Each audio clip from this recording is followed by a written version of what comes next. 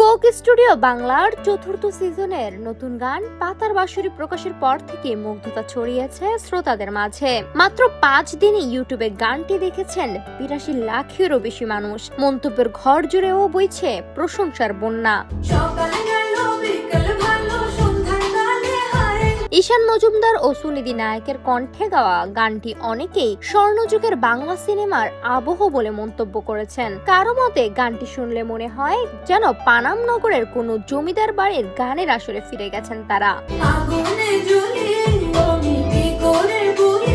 Coke studio বাংলার ভাষ্য অনুযায়ী এটি একটি প্রেমের গান, যেখানে ইতিহাস, লোক ঐতিহ্য ও ভালোবাসার অনুভূতি এক সুতোয় গাঁথা। গানটির কথা ও সুর করেছেন ঈশান মজুমদার, গীত রচনায় ছিলেন ইলিয়াস হোসেন, সঙ্গীত আয়োজন করেছেন অদিত রহমান। পুরো সিজনের কিউরেশন ও প্রযোজনায় রয়েছেন সায়ান চৌধুরী অর্ণব।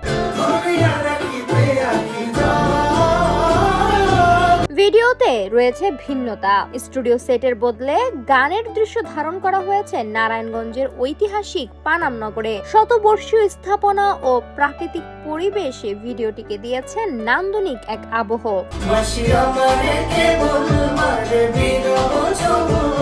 প্রকাশের মাত্র কয়েকদিনই কোটি ছোঁয়ার পথে পাতার বাঁশুরি। সুর, কণ্ঠ আর ঐতিহ্যর মেলবন্ধনে গানটি এখন দেশের সঙ্গীত প্রেমীদের প্লেলিস্টে জায়গা করে নিয়েছে। সাদিয়া তুহালিমা, সোনালী নিউজ।